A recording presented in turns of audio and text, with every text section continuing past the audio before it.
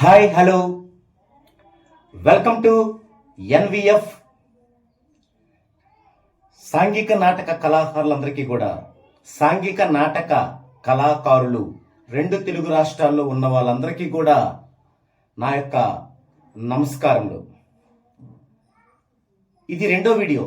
నేను మొదటి వీడియో చేసినప్పుడు ₹1,00,000 నాటకం అనే మొదటి వీడియో చేసినప్పుడు చాలామంది స్పందించారు. అఫ్ కోర్స్ అది పాజిటివ్గా కానీ నెగిటివ్గా కానీ మొత్తానికి స్పందించారు చాలు. నేను ఈ యొక్క విధానాన్ని నిన్న మొన్న తీసుకురాలేదు. 3 సంవత్సరాల నుంచి అటు అనకాపల్లి కాకినాడ దగ్గర నుంచి ఇటు లంకెవాణి దిబ్బ ఒంగోలు దగ్గర ప్రాంతాల నుంచి, ప్రకాశం జిల్లా నుంచి, ఇటు తెలంగాణ ఊర్లలోని నాటకాల దగ్గర నుంచి, పల్నాడు వైపు నుంచి మొత్తం పరిశీలించిన మీదటే ఈ నిర్ణయానికి వచ్చాను. నేను నా నిర్ణయానికి కట్టుబడి ఉన్నాను. ఓకే, అయితే ఇందులో మీలో చాలామందికి అర్థం అవ్వలేదు, ఇంకా చాలామందికి అర్థమైన వాళ్ళ యొక్క ఆదాయానికి ఎక్కడ గండి పడిద్దో అని చెప్పేసి తత్తరపాటుకు గురయ్యారు ఒకే ఒక వీడియోతో. సో ఆ వీడియో మొత్తములో ఇబ్బంది పడింది ఎవరంటే, మనకి సహకరించడానికి వచ్చినటువంటి సెట్టింగ్ ప్రొపరేటర్ రమణ నాయక్ గారు. ఆయన బాగా ఇబ్బంది పడ్డారు. ఓకే, పర్వాలేదు, ఇప్పుడు ఆయన ఇబ్బంది పడ్డారు. ఈరోజు ఇంకొంచెం క్లారిఫికేషన్ ఇస్తున్నాను. ఒకవేళ ఆయన గనక నేను సహకరించను అన్నా కూడా ఈ పద్ధతి ఆగదు. ఎందుకంటే నిన్న మొన్న వచ్చింది కాదు. సో మొదటి వీడియోలో ఉన్న చాలామంది డౌట్స్కి ఇందులో నేను కొంత క్లారిఫికేషన్ ఇస్తాను. ఫస్ట్ ఏంటంటే, ఈ యొక్క వీడియో చేయడంలో ఇది ఎవరికి అంటే, 2 తెలుగు రాష్ట్రాల్లోని సాంఘిక నాటక రంగ కళాకారులందరికీ కాదు. ఆ సాంఘిక నాటక కళాకారుల్లో ఎన్విఎఫ్ లో ఉన్న వారికి మాత్రమే. ఎన్విఎఫ్, నివాస్ వాల్మీకి ఫ్యాక్టరీ. ఇది 3 yearsగా స్టార్ట్ చేశాను. దీనిలో 200 మంది ఉన్నారు కళాకారులు. నేను చెప్పేది వారికి. తర్వాత ఈ ఎన్విఎఫ్ ఉన్నదన్న విషయం చాలా మందికి తెలియకపోవచ్చు కదా. అందుకని నేను చెప్పే విధానానికి సపోర్ట్గా ఉండేటువంటి మిగతా కళాకారులను కూడా ఎన్విఎఫ్లో జాయిన్ చేయించుకొని అప్పుడు వారికి అది కేటాయిస్తాను. ఇది ఫస్ట్ విషయం. కాబట్టి మీరు ఆ వీడియో చూసిన వెంటనే నాకు ఈ విధానానికి సహకరించే స్టేజీ ఓనర్లకి, తర్వాత లేడీ ఆర్టిస్టుల ఆర్గనైజర్లకి ఫోన్లు చేయడం వల్ల ఏం ఉపయోగం ఉంటుంది? నాకు చేయాలి. ఇది నా ప్లాన్, నాది, నా విధానం. మీకు ఏదన్నా తెలుసుకోవాలనుకుని ఉంటే నాకు చేసి తెలుసుకోవాలి. ఆ మాత్రం కూడా మీకు తెలియకపోతే ఎట్లా? మనం చేసే ఈ విధానంలో పలాని వాళ్ళు సహకరిస్తారు అని చెప్పాను. చెప్పినప్పుడు వాళ్ళకి చేసి అలాగే రమ్మంటే ఎట్లా? అయితే ఇక్కడ ఆ స్టేజీ 45,000 50,000 తీసుకుంటారు అనుకోండి. ఇప్పుడు కూడా అలాగే తీసుకుంటారు. అయితే నాకు ఎన్విఎఫ్ వాళ్ళల్లో ₹1,00,000 నాటకం కావాలనుకునే వాళ్ళకి వాళ్ళు 35,000కి వస్తారు. ఎలా 35,000కి వస్తారు అంటే, స్టేజీ,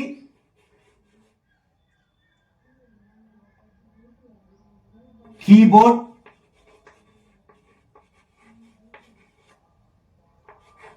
ఫ్యాడ్, ఇవి మాత్రమే ఉంటాయి. ఓకే, ఫుల్ ఆర్కెస్ట్రా ఉండదు. తర్వాత వీడియో షూట్ కూడా ఉండదు. కేవలం స్టేజీ, మేకప్ మ్యాన్, కుర్రాళ్ళు, కీబోర్డు, ఫ్యాడ్, ఇవి మాత్రమే ఉంటాయి. అర్థమైందా? మీరు ఎవరైతే అర్థం కాక రమణ గారి మీద దాడులు చేస్తున్నారో మీకు అర్థం కాకుండా దాడులు చేస్తే ఇప్పుడు అర్థం చేసుకోండి. ఇక దాడులు చేయటమే మీ నేపథ్యం అయితే మీ ఇష్టం. ఏది నేను చెప్పే ఈ విధానాన్ని నీరు కార్చాలని ఇప్పటిదాకా కళాకారుల రక్తముతో ఆటలాడుకున్న కొందరికి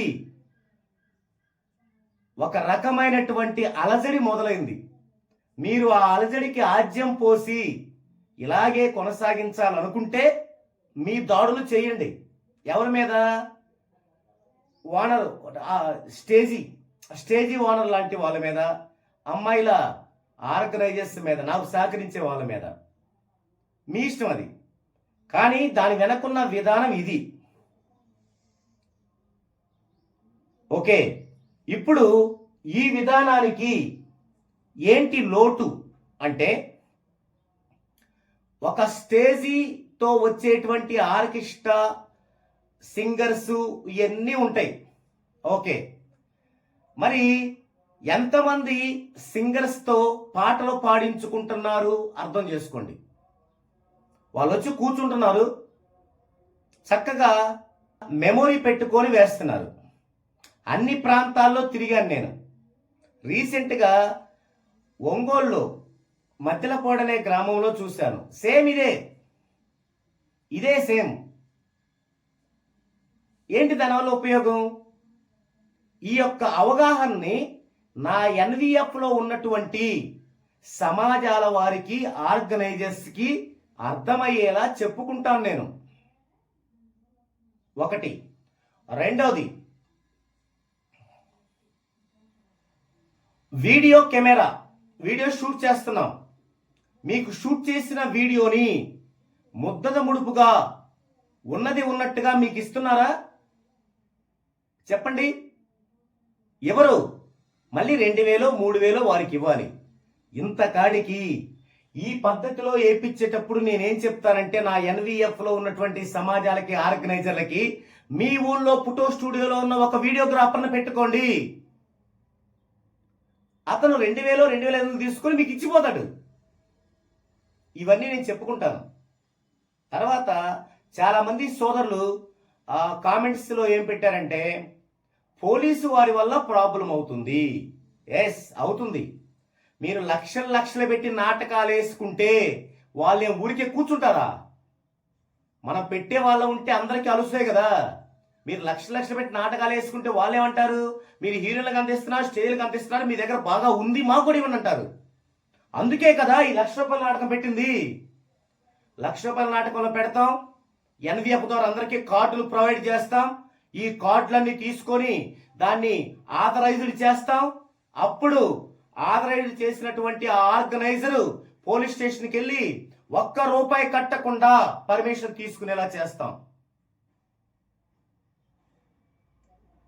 ఇదంతా ఒక ప్రాసెస్, ఇదంతా ఒక లాంగ్ ప్రాసెస్. అంతేగాని ₹1,00,000 నాటకం అని చెప్పగానే మీరందరూ అడావుడిగా ఉంటే దానివల్ల ఏం ఉపయోగం? ఇప్పుడు దాకా ఏం చేస్తున్నారు? లక్షలు పెడుతున్నారు. విపరీతంగా కష్టపడే డ్యాన్స్ మాస్టర్కి ఏముంటుంది? విపరీతంగా రోజుల తరబడి కష్టపడి ఉండే డైరెక్టర్కి ఏముంటుంది? కళాకారులు బాగుపడాలా? నాటక రంగం మీద ఆధిపత్యం చెలాయించే వాళ్ళు బాగుపడాలా? మీరంతా ఏం మాట్లాడుతున్నారు? మీ ఇష్టం, మీరేమైనా మాట్లాడుకోండి. నేను చేసేది నేను చేస్తా. నాకు సహకరించే వాళ్ళకి నేను వస్తా, వాళ్ళకి నేను ఇస్తా. ఇదంతా ఒక విషయం. ఇంకోటి ఏంటంటే, స్టేజెస్ వాళ్ళల్లో ఒక రమణా నాయక్ గారు కాదు, అన్ని స్టేజీల వాళ్ళు కూడా రావచ్చు, వస్తారు కూడా. ఎందుకు వస్తారంటే, నాకు బుక్ పాయింట్లు 30 ఉన్నాయి. 2 తెలుగు రాష్ట్రాల్లో 30 బుక్ పాయింట్స్ ఉన్నాయి నాకు. ఈ 30 బుక్ పాయింట్స్కి వాళ్ళు అమ్మిన బుక్కుల మీద కమిషన్ ఇస్తుంటాను. ఇదొక ఆదాయం. రెండో ఆదాయం, నా యొక్క ప్రొఫెషన్ అయినటువంటి న్యూమరాలజీకి సంబంధించి కూడా వారికి ఆదాయం తెచ్చేలా చేస్తున్నాను. ఇక మూడో ఆదాయం, ఇప్పుడు రమణ నాయక్ గారు ఉన్నారనుకోండి, 2 చోట్ల ఆఫీసులు ఉన్నాయి, నర్సాపేట, గుంటూరు. ఆఫీసు అద్దెలు కట్టుకోవాలి, ఆఫీసులో పెట్టిన కుర్రాడికి జీతాలు ఇవ్వాలి కదా. ఇప్పుడు ఈ 30 బుక్ షాపుల్లో నాతో సహకరించే స్టేజీ ఓనర్ల యొక్క బోర్డు పెడతాను. రాయుడు సినీ సెట్టింగ్. మరి ఆ బుక్ షాపులకి ఎవరు వస్తారు? సమాజాల వాళ్ళే కదా, నాటకాలు ఆడేవాళ్ళే కదా. వాళ్ళు స్టేజీని అక్కడే మాట్లాడుకుంటారు. ఏది ₹1,00,000 కాదు, వాళ్ళు వెళ్ళే రేటుకే. ఇప్పుడు వీళ్ళు అక్కడికి వెళ్ళినా కూడా 42, 45, 50 కదా, అదే మాట్లాడుకుంటారు. అలా చేయడం ద్వారా ఈ బుక్ షాప్ మెయింటైన్ చేసే మన కళాకారులకి ఒక ₹500 కమిషన్గా ఇస్తారు వాళ్ళు. దీనికి ఏమవుతుంది? ఆఫీసులు పెట్టే బాధ ఏమో సెట్టింగ్ వాళ్ళకి తప్పుతుంది. ఏదో నా మాత్రం ఒకటి పెట్టుకోవచ్చు.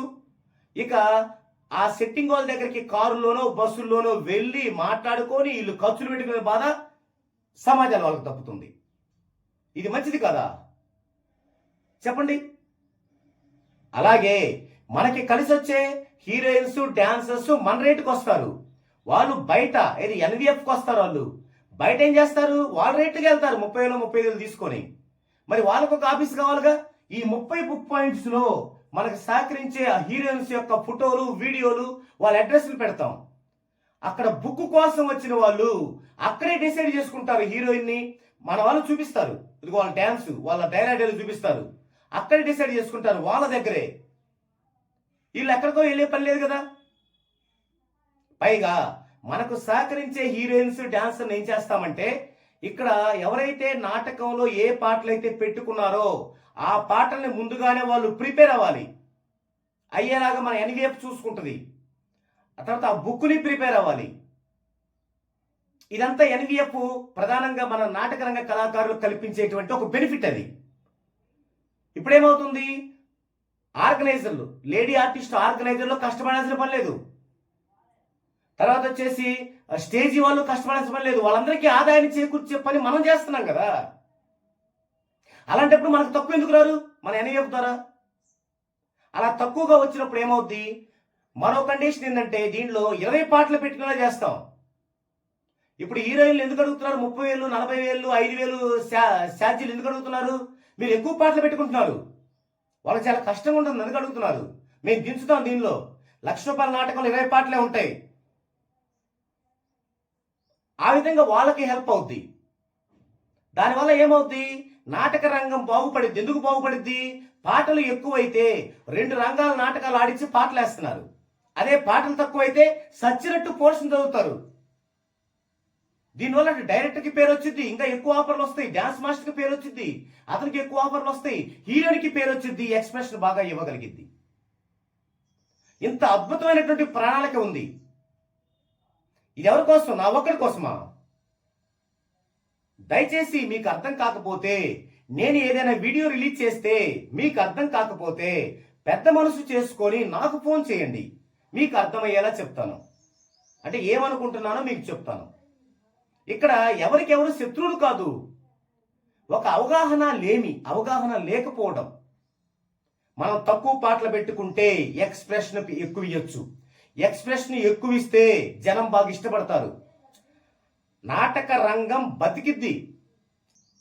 అప్పుడు పోలీసు వారు లాంటి వాళ్ళు వచ్చి మీరు నాకు డబ్బులు ఇవ్వండి, మేము ఇలా ఉంటాం అనరు. ఇంకొక పని ఏం చేస్తాను నేను? ఈ ₹1,00,000 నాటకం వేసే వాళ్ళలో 6 పెద్ద మనుషులు ఉండాలి ఆ ఊర్లో. వాళ్ళు స్టేజీ కంట్రోల్ చేస్తాము అని మనకి రాసిస్తారు. మనకున్న ఇంకో సమస్య ఏంది? స్టేజీ కంట్రోల్ చేయలేకపోవటం, జనాన్ని కూర్చోబెట్టలేకపోవటం. ఇవన్నీ ఉన్నాయి ఇందులో. ఇది కేవలం ఈ వీడియో సెట్టింగ్ ఓనర్ రమణ గారు ఇబ్బంది పడటం వల్ల ఈ యొక్క విషయాన్ని మీకు స్పష్టం చేశాను. ఇప్పటికీ ఆయన గనక వెనక్కి వెళ్ళాడు అనుకోండి, ఓకే పర్వాలేదు, నా ప్రయత్నం అయితే ఆగదు. ఇంకా 3 వీడియోలు ఉన్నాయి, ఇంకా సవివరంగా దీన్ని వివరిస్తాను. దయచేసి 5 వీడియోలు అయిపోయేంత వరకు వెయిట్ చేయండి. 5 వీడియోల తర్వాత మీ డౌట్లు అడగండి. నా ఉద్దేశం ఒక్కటే. నేను గమనించింది ఏంటంటే, నాటకాలు ఎక్కువ పడకపోవటానికి, నాటకాలు సవ్యంగా ఆడకపోవటానికి, కొత్త వాళ్ళు నాటకం వేయాలనే ఉత్సాహం తగ్గిపోవటానికి ప్రధాన కారణాలు ఏంటంటే, పోలీసు వారు పర్మిషన్ ఇవ్వకపోవటం. నెంబర్ 2, స్టేజీ మీద ఇచ్చలవిడిగా జనం ఉండటం, కింద వాళ్ళు కూర్చోకపోవటం. నెంబర్ 3, రెమ్యునేషన్స్ అందరికీ పెరగటం. స్టేజీస్, హీరోయిన్స్, డైరెక్టర్స్ అందరి రెమ్యునేషన్స్ పెరగటం. ఈ కారణాలు నేను తెలుసుకున్నాను. ఈ కారణాలను ఎలా తగ్గించాలా అని నేను ఆలోచన చేస్తూ ఈ యొక్క విధానాన్ని ఎంచుకున్నాను. పాజిటివ్గా స్పందించిన వారికి కూడా, అలాగే నెగిటివ్గా స్పందించిన వారికి కూడా హార్టీ వెల్కమ్, థ్యాంక్ యూ. మొత్తానికి స్పందించారు, చాలు, ఈ స్పందన కావాలి. ఒక అడుగు పడిందండి, ఇప్పుడు స్పందించండి. మీరు స్పందించే వాటిల్లో నేను మార్చుకోవాల్సి ఉంటే మార్చుకుంటాను. కానీ అల్టిమేట్గా నేను బ్రతికి ఉన్నంత వరకు, లేదా నేను నా ఎండింగ్ లోపు నాటక రంగం ముందుకెళ్ళటానికి ఖచ్చితంగా ఒక్క అడుగు అయితే వేస్తాను. ఆ ఒక్కడుగు మీరు సపోర్ట్ ఇస్తే 100 అడుగులు అవుద్ది. లేదా నా తర్వాత ఎవరన్నా ఇది ఇష్టమై సహకరిస్తే అప్పుడైనా వెళ్ళిద్ది. మళ్ళీ చెప్తున్నాను, నాకు ఎవరు శత్రువులు కాదు. నాటక రంగ సమాజాలు బ్రతకపోతే మనం ఎవ్వరం బ్రతకమండి. మన ఎన్ని అమ్ముకొని వీధులంటే వేరే పనులు చూసుకోవాల్సి వస్తుంది. మనం గుర్తుంచుకోండి, నాటకం వేసే సమాజం వాళ్ళు దేవుళ్ళు. ఆ దేవుళ్ళకి శ్రమ కలిగించే అధిక ఖర్చుని తగ్గిద్దాం. ఆ దేవుళ్ళకి ఆటంకమైన పోలీసు వారి పర్మిషన్ విధానాన్ని సులభం చేద్దాం.